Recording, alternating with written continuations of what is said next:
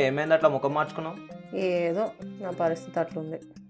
పరిస్థితి ఏమైంది అంతగానం?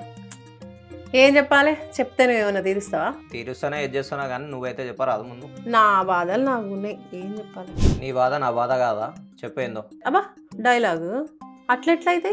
నాకు బాధలు ఉన్నాయి కాబట్టి నేను డల్గా కూర్చున్నా, నీకు బాధలు లేవు కాబట్టి మస్తు జోష్ఫుల్ కనబడుతున్నావు. సర్లే మస్తు మాట్లాడినావు కానీ ఫస్ట్ ఏందో చెప్పు.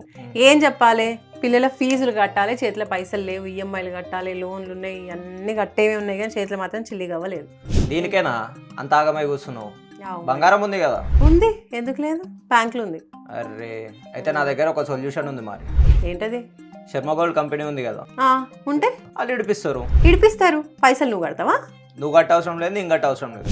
ఒక ఫోన్ కొట్టినావు అనుకో, వాళ్ళు వచ్చి డీటెయిల్స్ తీసుకొని పోతారు. తీసుకుపోయి మన బంగారం ఎక్కడైతే తాకట్లో ఉందో అక్కడ నుంచి బంగారం విడిపించి దానికి ఆ రోజు ఏ ప్రైస్ ఉందో అదే ప్రైస్కి తీసుకొని బ్యాలెన్స్ అమౌంట్ మనకి ఇచ్చి పంపిస్తారు. అబ్బా ఎంత మంచి ముచ్చట చెప్పినావు, నాకు పెద్ద టెన్షన్ తొలగిపోయింది నిజంగా. వెంటనే అలా నంబర్ చెప్పు, ఫోన్ చేస్తా. ఇక చెప్పుడు ఎందుకు, స్క్రీన్ పైన నెంబర్ కనిపిస్తుంది కదా, దానికి ఫోన్ కొట్టు, వివరాలు కనుక్కో. విన్నారు కదా, మీకు కూడా కనిపిస్తుంది కదా శర్మ గోల్డ్ కంపెనీ నంబర్.